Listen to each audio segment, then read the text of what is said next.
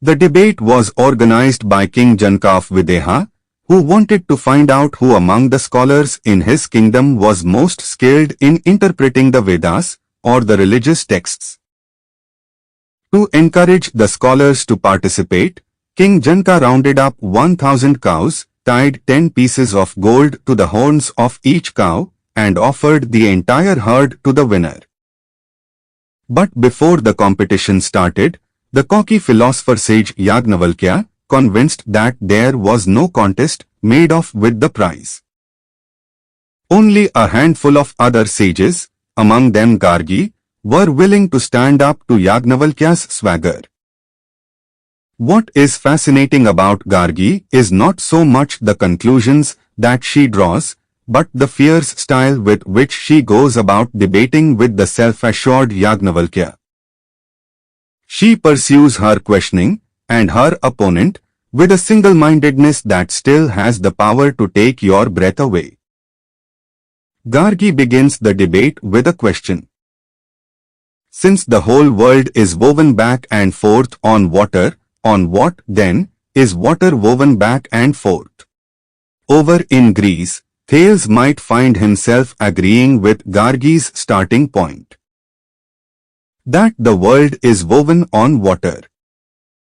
But Thales didn't think to ask what Gargi does. What, then, is water itself woven on? Yajnavalkya doesn't object to Gargi's premise that the world is woven on water, and her question at first doesn't seem to trouble him. He remains cool and unruffled, and calmly replies that water is woven back and forth upon something else, air. But Gargi is not satisfied with this answer. She continues to push her questions further. On what, then, is air woven back and forth? On the worlds of the intermediate region, Gargi. On what, then, are the worlds of the intermediate region woven back and forth? And so it goes on. Until eventually, Yajnavalkya says that everything is woven back and forth on the worlds of Brahman, the supreme reality. You might think that Gargi would be satisfied with this, but she isn't, and she wants to go still further. What, she presses, are the worlds of Brahman woven back and forth upon? But at this point, Yajnavalkya simply refuses to answer. He tells Gargi, don't ask too many questions. Your head will shatter apart. Why does Yajnavalkya refuse to play the game any further?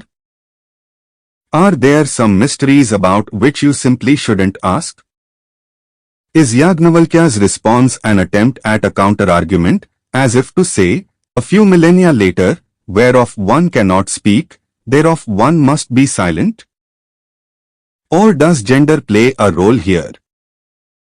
Has Yajnavalkya got fed up with being questioned by a woman and resorted to the threat of violence?